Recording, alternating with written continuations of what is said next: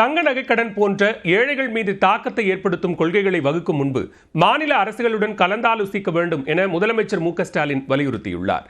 தங்க நகைக்கடன் மீதான விதிகளை கடுமையாக்கி ரிசர்வ் வங்கி வரைவு வழிகாட்டு நெறிமுறைகளை வெளியிட்டிருந்தது. இதற்கு பல்வேறு தரப்பில் எதிர்ப்பு எழுந்த நிலையில் விதிகளை தளர்த்த ரிசர்வ் வங்கியை வலியுறுத்த வேண்டும் என மத்திய நிதியமைச்சர் நிர்மலா சீதாராமனுக்கு முதலமைச்சர் மு.க.ஸ்டாலின் கடிதம் எழுதியிருந்தார். இதனைத் தொடர்ந்து 2 லட்சம் ரூபாய் வரையிலான தங்க நகைக்கடன்களுக்கு கட்டுப்பாடுகள் விதிக்கக்கூடாது என ரிசர்வ் வங்கியை மத்திய நிதியமைச்சகம் கேட்டுக் கொண்டுள்ளது. இந்நிலையில் தனது கடிதத்தில் தெரிவித்த கருத்துக்களை மத்திய நிதியமைச்சகம் பரிசீலித்திருப்பது மகிழ்ச்சி அளிப்பதாக முதலமைச்சர் மு.க.ஸ்டாலின் தெரிவித்துள்ளார். இது தொடர்பாக தனது எக்ஸ் பக்கத்தில் பதிவிட்டுள்ள அவர், விவசாயிகள், தினசரி வருமானம் பெறுவோர், குறைந்தபட்ச கடன் பெறுவோரின் நலனை பாதுகாக்கும் வகையில் எளிதில் கடன் கிடைப்பதை உறுதி செய்ய வேண்டும் என்பதே தொடர் கோரிக்கை என்று தெரிவித்துள்ளார். இந்த பிரச்சனையை நேர்மறையான நோக்கில் பரிசீலித்த மத்திய நிதியமைச்சகத்தை பாராட்டுவதாக தெரிவித்துள்ள முதலமைச்சர், அதே நேரம் ஏழைகள் மீது தாக்கத்தை ஏற்படுத்தும் கொள்கைகளை வகுக்கும் முன்பு மாநில அரசுகளுடன் கலந்தாலோசிக்க வேண்டும் என்றும் வலியுறுத்தியுள்ளார்.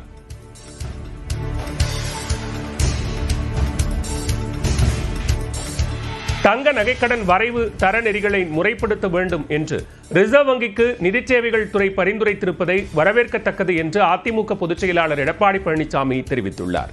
இது தொடர்பாக தனது எக்ஸ் பக்கத்தில் பதிவிட்டுள்ள அவர், புதிய ஒழுங்குமுறை விதிமுறைகளிலிருந்து 2 லட்சம் ரூபாய்க்கு கீழ் கடன் பெறும் சிறு தொகை கடன் பெறுநர்களை விலக்க பரிந்துரை செய்திருப்பதை குறிப்பிட்டுள்ளார். இருப்பினும் விவசாயிகள், சிறு வியாபாரிகள் உள்ளிட்டோர் அவசர தேவைகளை பூர்த்தி செய்யக்கூடிய ஒன்றாக தங்க நகைக்கடன்கள் இருப்பதாகவும், அதனால் அனைத்து தங்க நகைக்கடன்களுக்கும் விலக்கு அளிக்கப்பட வேண்டும் என்றும் அவர் வலியுறுத்தியுள்ளார். ஏழை மற்றும் நடுத்தர வர்க்க குடும்பங்கள் நம்பிக்கையுடன் பயன்படுத்தும் வழியாக தங்க நகைக்கடன்கள் இருப்பதாக குறிப்பிட்டுள்ள எடப்பாடி பழனிசாமி, தங்க நகைக்கடன்களுக்கு பழைய நடைமுறையே தொடர வேண்டும் என்றும் வலியுறுத்தியுள்ளார். தங்க நகைக்கடன் பெறுவதில் ரிசர்வ் வங்கியின் புதிய விதிமுறைகள் தனியார் துறையை வலுப்படுத்தும் என்றும், அடுத்த ஆண்டும் புதிய விதிமுறைகளை நடைமுறைப்படுத்தக்கூடாது என்றும் இந்திய வங்கி ஊழியர் சம்மேளன கோவை மாவட்ட தலைவர் மகேஸ்வரன் தெரிவித்துள்ளார். நியூஸ் 18க்கு அவர் அளித்த பேட்டியை தற்போது பார்க்கலாம். இன்றைக்கு சிறு தொழில் உட்பட இன்றைக்கு மாத வருமானம் இல்லாதவர்களும் உடனடியாக தங்களுக்கு தேவையான குடும்ப கடன்களுக்காக தங்க நகை கடனை தான் பெற்று வருகிறார்கள். மிக எளிதாக வங்கிகளுக்கும் எந்த விதமான செலவும் இல்லாமல் வங்கிகளுக்கு அதை திரும்ப வசூல் செய்வதற்கான எந்த விதமான அதிகமான சிரமமும் இல்லாமல் வசூலிக்கக்கூடிய ஒரு கடனாக தங்க நகை கடன் இருக்கிறது. எனவே இது பொதுத்துறை வங்கிகளில் இருக்கின்ற வரை அந்த நகைகளுக்கான பாதுகாப்பு மட்டுமல்ல, அது ஒரு குறைந்த வட்டியிலும் ஒரு அதிகமான தொகையாகவும் அதை கொடுப்பதற்கான முயற்சிகளை பொதுத்துறை வங்கிகள் மேற்கொள்ளும். இல்லாவிட்டால் இது தனியார் துறையினுடைய கைகளுக்கு செய்யக்கூடிய அபாயம் என்பது கூடுதலாக இருக்கிறது. நாம் ஏற்கனவே பலமுறை சொல்லி இருக்கின்றோம், இந்த புதிய ரிசர்வ் வங்கியினுடைய விதிமுறைகள் என்பது இந்த நகைக்கடனை முழுவதும் திரும்பச் செலுத்துவதற்கான ஒரு உத்தரவாதம் இருக்கக்கூடிய நகைக்கடனை தனியார் துறைகளுக்கு கொண்டு சென்று தனியாருக்கு லாபத்தை உத்தரவாதப்படுத்தக்கூடிய மத்திய அரசினுடைய புதிய பொருளாதார கொள்கையின் அடிப்படையில் இதை ரிசர்வ் வங்கி செய்கிறது என்ற குற்றச்சாட்டை நாங்கள் பலமுறை வைத்திருக்கின்றோம். தொடர்ந்து 1 நிமிட செய்திகளை பார்க்கலாம். முதுநிலை நீட் தேர்வை ஒரே ஷிப்ட் முறையில் நடத்தி முடிக்க தேசிய தேர்வு முகமைக்கு உச்சநீதிமன்றம் உத்தரவிட்டுள்ளது. 2025, 2026 கல்வியாண்டிற்கான முதுநிலை நீட் தேர்வு வரும் 15ஆம் தேதி நடைபெறும் என்று தேசிய தேர்வுகள் முகமை அறிவித்தது. கணினி மூலமாக நடைபெறும் இந்த தேர்வுகள் காலை, மதியம் என 2 ஷிப்டுகளாக நடைபெறும் என்றும், 2 தேர்வுகளுக்கும் வெவ்வேறு வினாக்கள் கொடுக்கப்படும் என்றும் அறிவிக்கப்பட்டது. இந்நிலையில் முதுநிலை நீட் தேர்வை 2 ஷிப்டுகளாக நடத்தும் தேசிய தேர்வுகள் முகமையின் முடிவுக்கு எதிர்ப்பு தெரிவித்து உச்சநீதிமன்றத்தில் வழக்கு தொடரப்பட்டது. இதனை விசாரித்த நீதிபதிகள் முதுநிலை நீட் தேர்வை 2 ஷிப்டுகளாக நடத்தும் தேசிய தேர்வுகள் முகமையின் முடிவுக்கு தடை விதித்தனர்.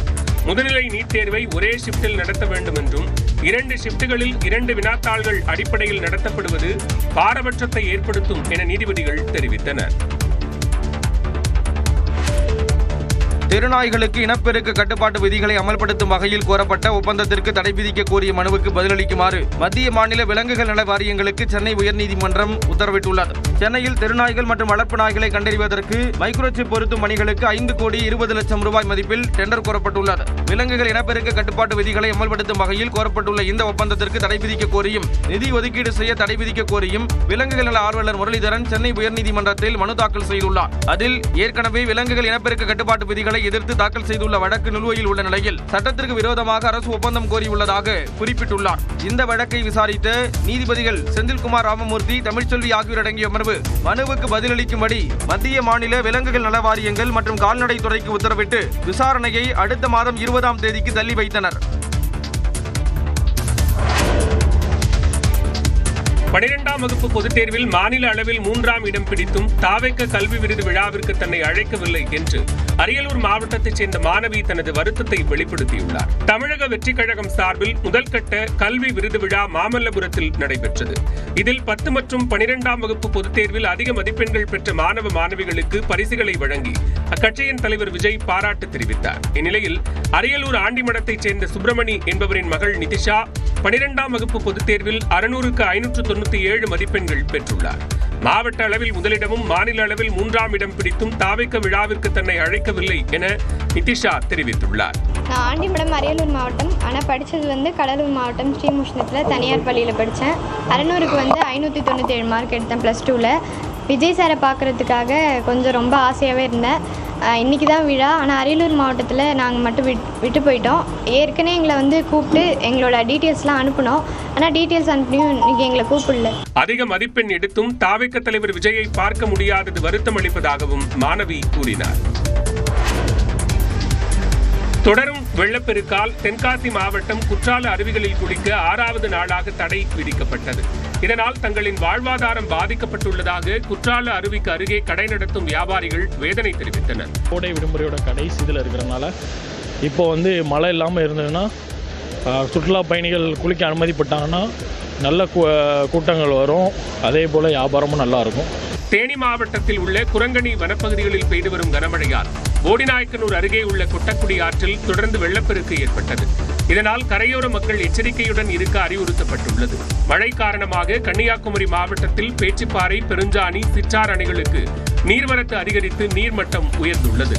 தாமிரபரணி ஆற்றில் நீர்வரத்து அதிகரிப்பால் குழித்துறை சப்பாத்து பாலம் நீரில் மூழ்கி போக்குவரத்து பாதிக்கப்பட்டது. கனமழை எச்சரிக்கை காரணமாக குளச்சல், தேங்காய்பட்டினம், முட்டம் பகுதி மீனவர்கள் கடலுக்கு மீன்பிடிக்க செல்லவில்லை. தென்காசி மாவட்டம் மேற்கு தொடர்ச்சி மலைப்பகுதிகளில் பெய்து வரும் தொடர் மழையால் கண்ணுப்புலிமெட்டு பகுதியில் உள்ள குண்டாறு அணை நிரம்பியது. 36.10 அடி கொள்ளளவு கொண்ட குண்டாறு அணை நிரம்பியதால் அணைக்கு வரும் நீர் முழுமையாக வெளியேற்றப்படுகிறது. இடைவேளைக்கு பிறகு மற்ற செய்திகளை விரிவாக பார்க்கலாம்.